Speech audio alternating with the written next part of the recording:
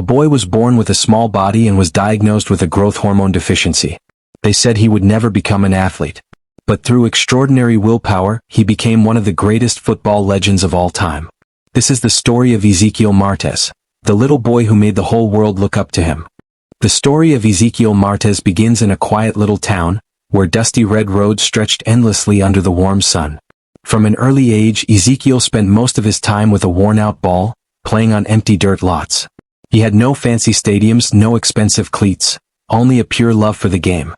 Each afternoon, as the sunlight turned into shades of honey, you could spot a tiny boy tirelessly juggling a ball with his left foot, surrounded by the laughter of other children. But in Ezequiel's eyes, there wasn't just childlike joy. There was a silent dream, bigger than the sky itself. At school, he was often teased for his small frame and awkward gait. Many times, Ezequiel would retreat to a corner of the playground, wondering if anyone would ever believe in his dream. Yet every time he touched the ball, he forgot everything else. There was only him, the ball, and a burning passion that never cooled. In that tiny world, the small boy quietly planted the seeds for a journey that no one could have ever imagined. Despite his love for soccer and relentless practice, Ezequiel had to face a painful truth. His body wasn't growing like the other kids. At the age of 9, his mother took him to a major hospital in the city after months of quiet concern. The diagnosis hit the family like a thunderclap. Ezequiel had a growth hormone disorder. He won't be able to grow like other children unless treated promptly, the doctor said, the words landing like a cold sentence. But the treatment cost was overwhelming, and Ezequiel's family made a modest living running a small laundry shop. That night, Ezequiel sat alone in his room, staring at the ceiling and asked softly, "Mom, can I still play soccer?" His mother held him tightly, unable to answer. The only sound was a quiet sob in the deep silence. From that day forward, every time he played, Ezequiel felt like he was racing against time. He started keeping a training journal, counting every juggle, every missed shot, every early morning before sunrise. He couldn't grow faster, but he believed. If he couldn't win with his body, he would win with a spirit that refused to give up. Time passed, and the treatment remained a heavy burden on Ezequiel's family. But he didn't stop. He trained harder, played better, and began to stand out in small neighborhood matches. One day, during a local youth exhibition match, Ezequiel left the whole field in stunned silence. That tiny boy, with lightning-fast movements from his left foot, dribbled past 3 much taller opponents and scored like it was second nature. Sitting quietly in the stands that day was a stranger, a talent scout from a European football academy. After the match, the man approached Ezequiel's parents and said just one sentence, "This boy has something we can't teach." Shortly after, the family received an unexpected offer. The El Celeste Football Academy would fully cover Ezequiel's treatment and invite him overseas for advanced training. That opportunity was just a flicker of light in the dark. But to Ezequiel, it was everything. And he didn't hesitate to step into that light, even knowing the road ahead would be long and uncertain. Ezequiel arrived at El Celeste on a chilly autumn morning, carrying an old backpack and a pair of worn-out shoes. Around him were young players from all over the world, strong, tall, and confident.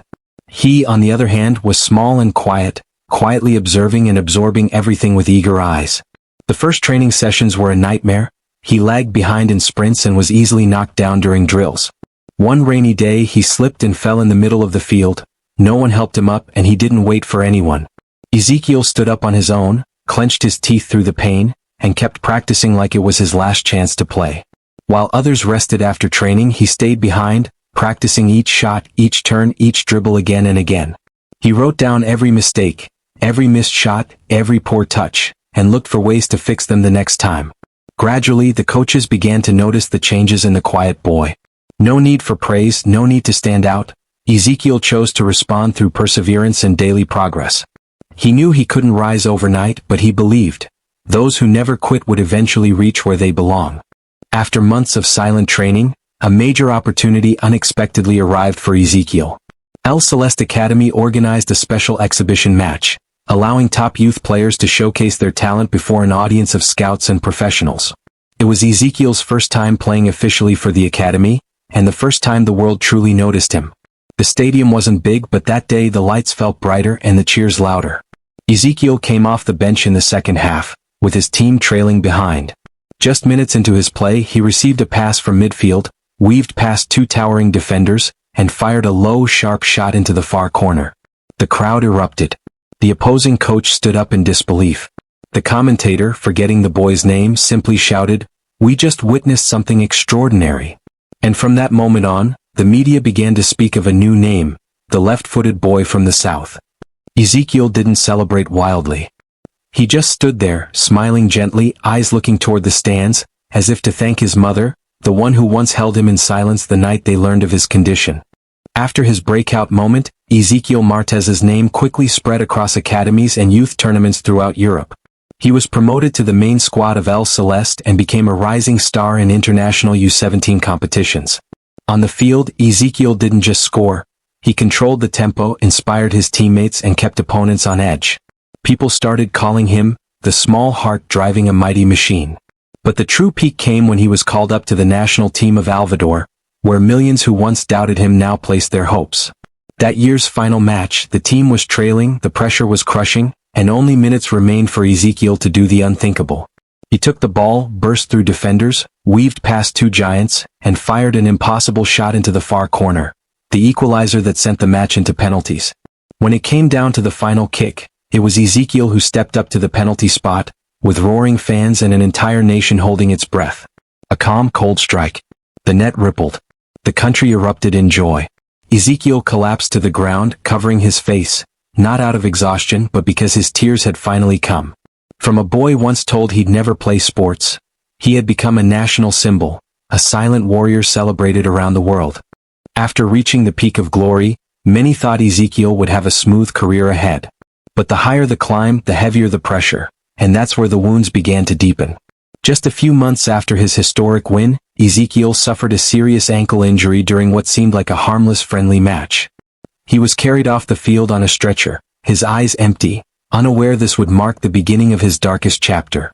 Articles began to question, is this the early end for a rising star? The fans were divided, some worried, others skeptical. Was he just a one-time wonder? Ezekiel said nothing. He spent nearly a year inside a physical therapy room, where cold lights and the tired faces of injured athletes became his new teammates. Some nights he sat alone, watching his leg tremble and wondered, what if I never come back the same? There was no answer, except for a quiet voice within him, then start over. From the beginning. And so he did, learning to stand, to run, to touch the ball like a child relearning everything from scratch. He never regained his old speed, but something else had changed. Ezekiel's heart no longer carried fear, only gratitude, for the chance to play again. No one expected the small boy who once needed growth hormone to become a source of inspiration for millions. But Ezekiel Martez proved one thing. You don't have to be born to win, you just have to never quit. He stumbled, he was doubted, he cried behind the scenes, but he never stopped believing in his path. For Ezekiel, the football field wasn't just a place to play, it was where his heart beat the loudest. Every sprint, every touch, every drop of sweat, was a testament that with belief, any limit can be broken. Now, when he looks back, he doesn't remember every goal he scored. But he remembers this clearly. Every time he stood up after falling shaped who he is today. Some limits are set by life, but the toughest ones are often the ones we place on ourselves. And sometimes, believing just a little more, is all it takes to overcome everything. This is a story retold, inspired by the real journey of a living legend. Can you guess who it is? Leave a comment below and let us know your guess. Don't forget to like, share, and subscribe to The Healing Compass to discover more stories that touch your heart and awaken the strength within you.